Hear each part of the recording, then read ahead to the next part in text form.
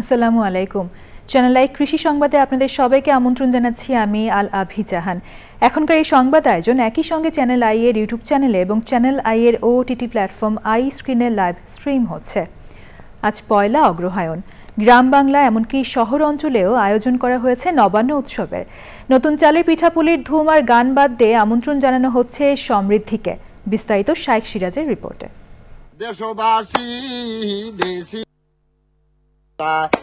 আমি যাইব হলি রাজপাল গোপুর লতিফ সাই মুড়ি তৈরি ভাত তুরির চাই। অগ্রহায়ণের প্রথম দিনে আমনের নূতন ধানে নবান্ন উৎসব কৃষক পরিবারের আদি ঐতিহ্য। তবে এখন যতখানি না গ্রামে উৎসবের দেখা মেলে, তার চেয়ে বেশি দেখা যায় শহরের মানুষের উদযাপনে। মানিকগঞ্জের কাউটিয়া গ্রামের দেলোয়ার জাহান প্রতি বছর আয়োজন করেন নবান্ন উৎসবের। এখানে 6 বছর ধরে হয়, আমরা সবসময় নবান্ন করি এবং এইটা আমার মায়ের কাছ থেকে দেখছি। আচ্ছা, যখন প্রথম ধান কাটা শুরু হয় এই অগ্রহায়ণে, কার্তিক অগ্রহায়ণ এই সময়টাই, তো ধান কাটলেই মা ওই নতুন ধানের পায়েস পিঠা। আজকের নবান্নর বিষয়ে সারা বাংলাদেশ থেকে কৃষকরা আসবেন, প্রস্তুতি চলছে না খাওয়া দাওয়ার জন্য। এই ঘরে অতিথিরা থাকে, যারা বাইরে থেকে আসে তারা থাকে তাদের জন্য। এইটা আমাদের থাকার ব্যবস্থা। এখানে কৃষকদের ক্লাস করেন না? হ্যাঁ, মানে জৈব কৃষি নিয়ে আপনি কাজ করেন? প্রাকৃতিক কৃষি, সব দেশি আমন ধান। আচ্ছা আচ্ছা, এগুলি সবই আমন ধান। হ্যাঁ, এটা ঢ্যাপো ধান।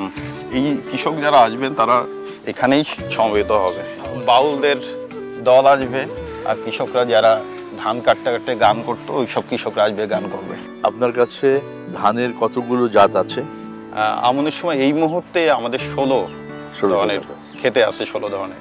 এগুলি কি সব আদি জাত? সব আদি জাত। দেশের বিভিন্ন জেলায় উপর্যুপরি বন্যায় এবার অনেক কৃষক পরিবারেই থাকছে না নবান্নের উৎসব।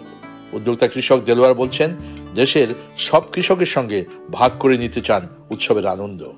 নবান্ন আগের মতো না থাকার একটা প্রধান কারণ হচ্ছে আমাদের আদি ধান হারিয়ে যাওয়া।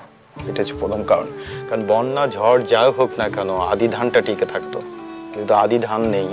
এই কারণেই যে অঞ্চলগুলো বাংলাদেশে সাম্প্রতিক সময় বন্যা হয়েছে, ওই অঞ্চলগুলোতে অনেক কৃষক, অনেক পরিবার, হাজার হাজার পরিবার যারা এই সময়ে তাদের ঘরে ধান উঠবে না, তাদের মনে আনন্দ নেই, তারা নবান্ন করতে পারবে না।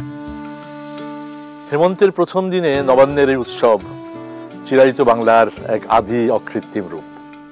তবে এবছর অনেক কৃষক পরিবারের মাঝেই থাকবে না এই আনন্দের উৎসব আর পিঠাপুলির ধুম।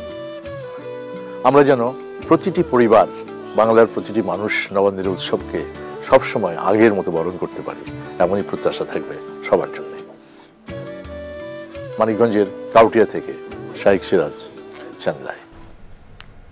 এ নিয়ে বিস্তারিত প্রতিবেদন দেখবেন আজ রাত 9টার সংবাদের পর চ্যানেল আই এর হৃদয়ে মাটি ও মানুষ অনুষ্ঠানে।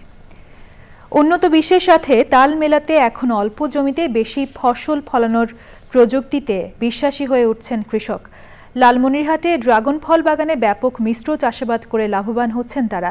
মিজানুর রহমান মিজুর তথ্য ও ভিডিও চিত্রে আল মুকসিদের রিপোর্ট। দিন দিন কমছে ফসলি জমির পরিমাণ, তাই মিশ্র সবজির চাষে আগ্রহী হয়ে উঠছেন লালমনিরহাটের চাষিরা।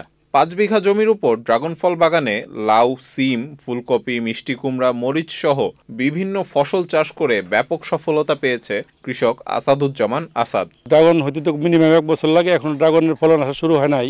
তো এই জন্য আমি লাউ লাগাইছি, চিচিঙ্গা আছে, আবার এই বেগুন লাগাইছিলাম। অল্প জমি যাদের আছে তারা জমিকে অযথা ফেলে না রেখে ওনারা যদি সমন্বিত চাষাবাদ পদ্ধতি করেন, তাহলে যেমন নিজের এই পুষ্টি চাহিদা এবং অর্থনৈতিক সমৃদ্ধি আসবে, তেমনি স্থানীয় যে সবজির চাহিদা এটাও পূরণ হবে। ড্রাগন বাগানের পাশাপাশি যে ফাঁকা জায়গাটুকু আছে সেটাই আমরা না ফেলে রেখে বিভিন্ন সময়ে বিভিন্ন মানে মৌসুমি সবজি আবাদ করি। আমরা বেকার এখানে কর্মসংস্থান করে আমাদের সংসার এবং জীবিকা নির্বাহ হচ্ছে, উনিও লাভবান হচ্ছেন, সাথে আমাদের কর্মসংস্থানের একটা উপায় খুঁজে পেয়েছি আমরা এখানে। কৃষকদের মিশ্র সবজি চাষে পরামর্শ দিচ্ছেন কৃষি বিভাগ। ওই একই জমিতে যদি আপনার ভিন্ন ভিন্ন ফসল থাকে হয়তো দেখা যাবে যে একটাতে দাম একটু কম পেলো আর একটাতে দাম আরেকটা দাম বেশি পেলো, সেক্ষেত্রে কিন্তু ওনার লস হওয়ার সম্ভাবনাটা কম থাকে এবং ওনার লাভ বেশি হওয়ার একটা সম্ভাবনা থাকে। পরামর্শগুলো আমরা তাদেরকে দিচ্ছি যাতে করে বাগান একটা যেন লাভজনক হয়। ফল বাগানেও মিশ্র ফল চাষ করলে অল্প সময়ে অধিক মুনাফা পাওয়া যায়, এমনটি বলছেন এ অঞ্চলের কৃষকরা। আল মুকসিদ, চ্যানেল আই।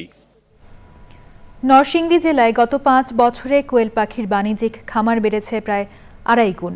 খামারে ভাগ্যের চাকা খুলেছে কয়েকশো মানুষের। পড়াশোনার পাশাপাশি অনেকেই হয়ে উঠছেন উদ্যোক্তা। নরসিংদী থেকে সুমন রায়ের রিপোর্ট। নরসিংদী জেলায় বর্তমানে কোয়েল পাখির বাচ্চা, মাংস ও ডিম উৎপাদনের লক্ষ্যে অন্তত অর্ধশত খামারে বাণিজ্যিকভাবে কোয়েল চাষ হচ্ছে। এছাড়াও আশেপাশে ছোট ছোট অবাণিজ্যিক খামার আছে আরও 100-র কাছাকাছি। তবে সম্প্রতি খাবারের দাম বৃদ্ধি কিছুটা সংকটে খামারিরা। খাবারের দাম হয়তো কিছু সিন্ডিকেট আছে বিদায়ী খাবারের দামটা কমানো হইতেছে। সিন্ডিকেটের কারণে বাড়ে, আবার একটু কমলে কমে। সিন্ডিকেট আছে এবং ওষুধপত্রের মধ্যে সিন্ডিকেট আছে। ওষুধপত্র এর যদি আনি 200 টাকা, হট করে এড়িয়ে জায়গা 250 টাকা। আমাদের এখানে ডিমের প্রোডাকশন অনেক বেশি, ডিমের প্রায় চাহিদা অনেক বেশি। অনেকে ডিমের জন্য পাখি নেয়, প্রায় অনেকেই ডিমের জন্য পাখি নেয় এবং আমরা প্রায় অনেক বছর যাবত করতেছি। তো আগে আপনার খাবার দামটা অনেক কম ছিল, তো এখন খাবার দামটা বাড়াতে অনেক খামারি আপনার মোটামুটি একটু থমকে গেছে। জেলার বাণিজ্যিক খামারগুলোতে পার্ট টাইম ও ফুল টাইম দুইভাবেই কাজ করছে অন্তত 200 মানুষ।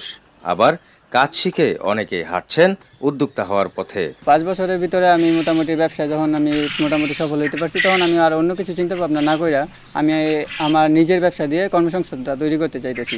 কাজটা হইলো যে সকালে খাবার পানি দেওয়ার পরে তুষটা একটু লাইরা দিতে হয়, নাড়াচাড়া করতে হয়, পাখিগুলো একটু দাও দিলে ভালো হয়। প্রাণী সম্পদ বিভাগে কোয়েল পালনকে এখনও তালিকাভুক্ত করা হয়নি।